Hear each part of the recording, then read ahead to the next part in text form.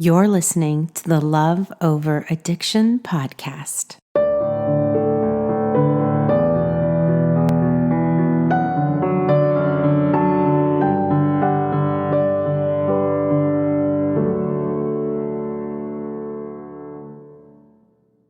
This episode is extra special. I just finished writing a program for parents who have children that are addicted to drugs and alcohol. And after months and months of research, I think Love Over Addiction for Parents is some of our best work yet. Today, we will be dedicated to talking to all the moms and dads out there who are struggling with their children's addiction. So first, I want to acknowledge something important. You're in an extra painful spot.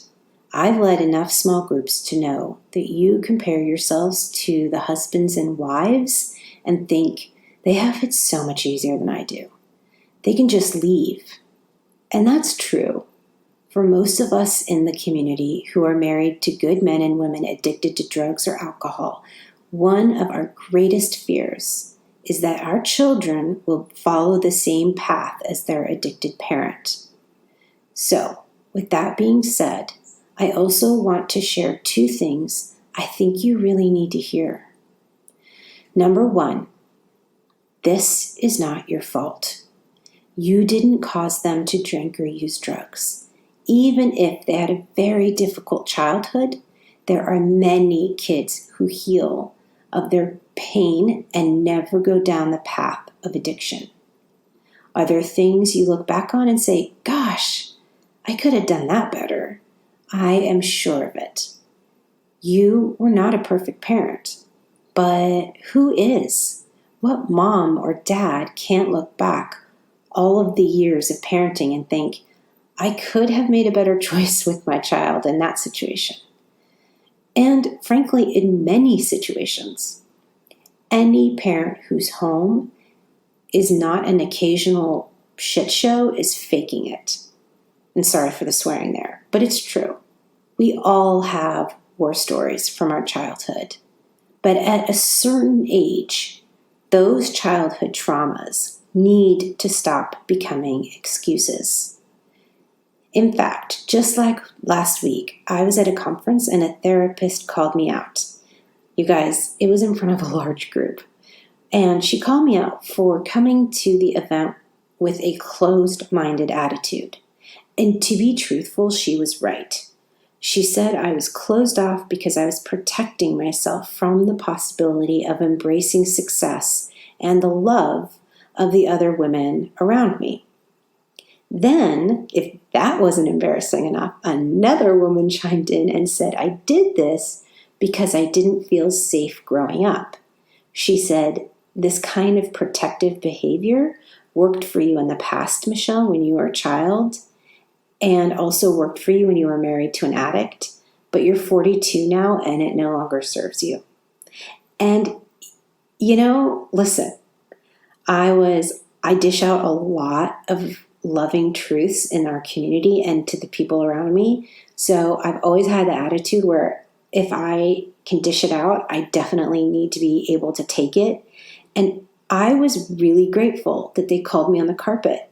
I was uncomfortable, but I was really grateful because I received it with love. And it absolutely changed my perspective, and I had a great rest of the conference. I felt grounded and rooted. So what is my point, and how does this pertain to you? It means you're never too old to take responsibility for your life.